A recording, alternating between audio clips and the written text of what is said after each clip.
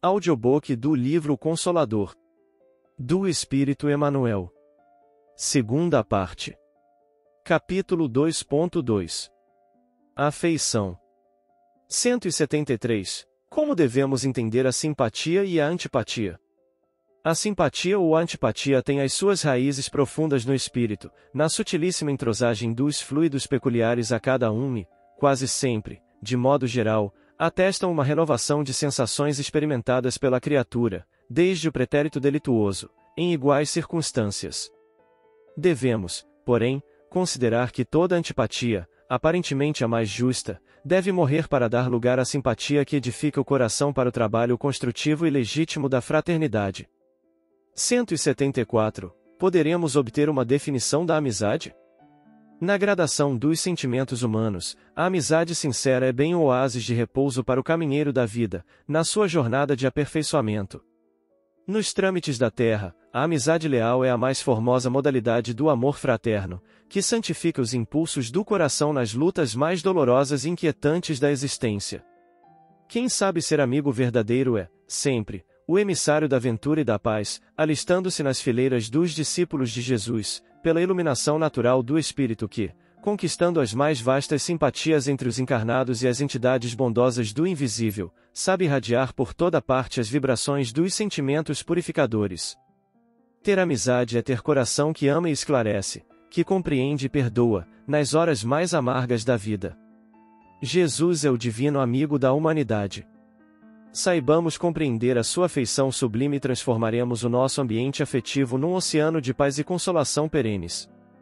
175. O Instituto da Família é organizado no plano espiritual, antes de projetar-se na Terra? O colégio familiar tem suas origens sagradas na esfera espiritual. Em seus laços, reúnem-se todos aqueles que se comprometeram, no além, a desenvolver na Terra uma tarefa construtiva de fraternidade real e definitiva. Preponderam nesse instituto divino os elos do amor, fundidos nas experiências de outras eras, todavia, aí ocorrem igualmente os ódios e as perseguições do pretérito obscuro, a fim de se transfundirem em solidariedade fraternal, com vistas ao futuro.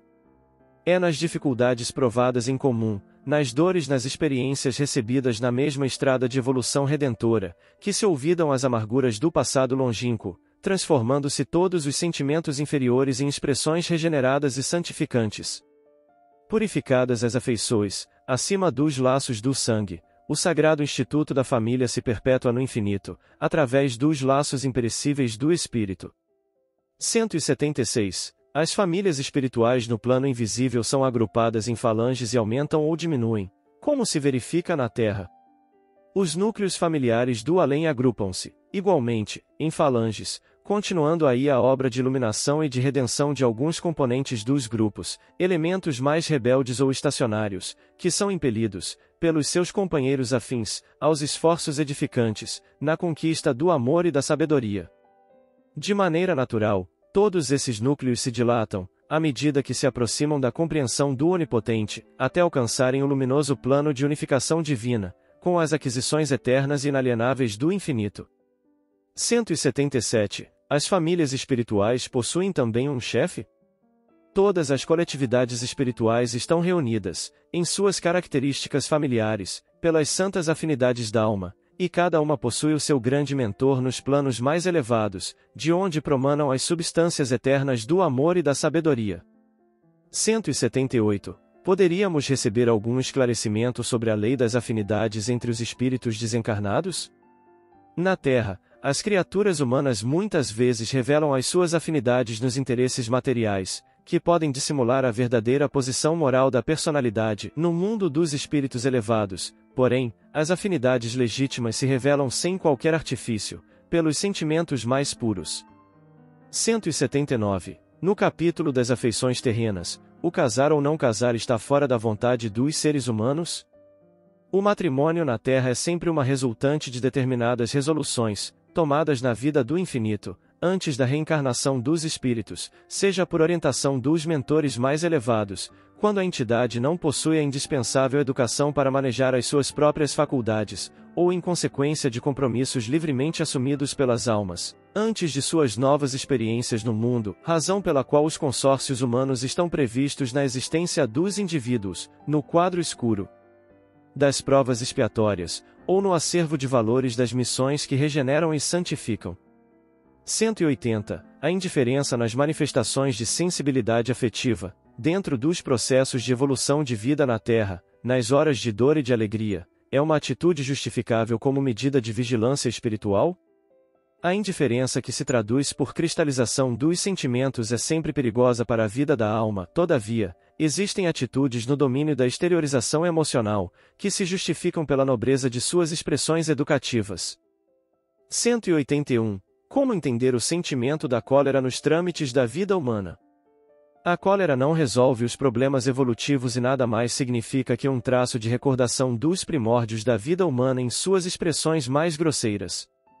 A energia serena edifica sempre, na construção dos sentimentos purificadores, mas a cólera impulsiva, nos seus movimentos atrabiliários, é um vinho envenenado de cuja embriaguez a alma desperta sempre com o coração tocado de amargosos ressaibos. 182. O remorso é uma punição? O remorso é a força que prepara o arrependimento, como este é a energia que precede o esforço regenerador. Choque espiritual nas suas características profundas, o remorso é o interstício de luz, através do qual recebe o homem a cooperação indireta de seus amigos do invisível, a fim de retificar seus desvios e renovar seus valores morais, na jornada para Deus. 183. Como se interpreta o ciúme no plano espiritual? O ciúme, propriamente considerado nas suas expressões de escândalo e de violência, é uma expressão de atraso moral ou de estacionamento no egoísmo, dolorosa situação que o homem somente vencerá a golpes de muito esforço, na oração e na vigilância, de modo a enriquecer o seu íntimo com a luz do amor universal, começando pela piedade para com todos os que sofrem e erram, guardando também a disposição sadia para cooperar na elevação de cada um.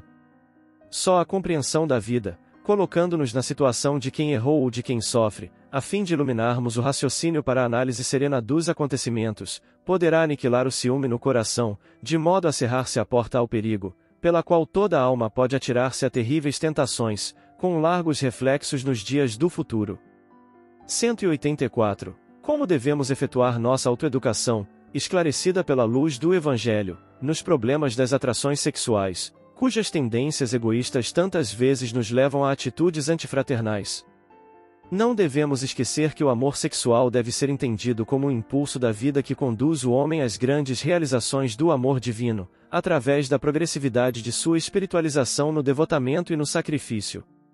Toda vez que experimentardes disposições antifraternais em seu círculo, isso significa que preponderam em vossa organização psíquica as recordações prejudiciais, tendentes ao estacionamento na marcha evolutiva. É aí que urde o esforço da autoeducação, porquanto toda criatura necessita resolver o problema da renovação de seus próprios valores.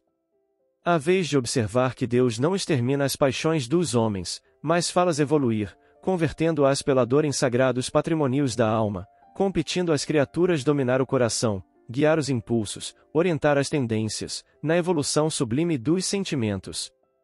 E examinando-se, ainda, o elevado coeficiente de viciação do amor sexual, que os homens criaram para os seus destinos, somos obrigados a ponderar que, se muitos contraem débitos penosos, entre os excessos da fortuna, da inteligência e do poder, outros o fazem pelo sexo, abusando de um dos mais sagrados pontos de referência de sua vida. É por esse motivo que observamos, muitas vezes, almas numerosas aprendendo, entre as angústias sexuais do mundo, a renúncia e o sacrifício, em marcha para as mais puras aquisições do amor divino. Depreende-se, pois, que, longe da educação sexual pela satisfação dos instintos, para a compreensão da alma, é imprescindível que os homens eduquem a sua alma, para a compreensão sagrada do sexo.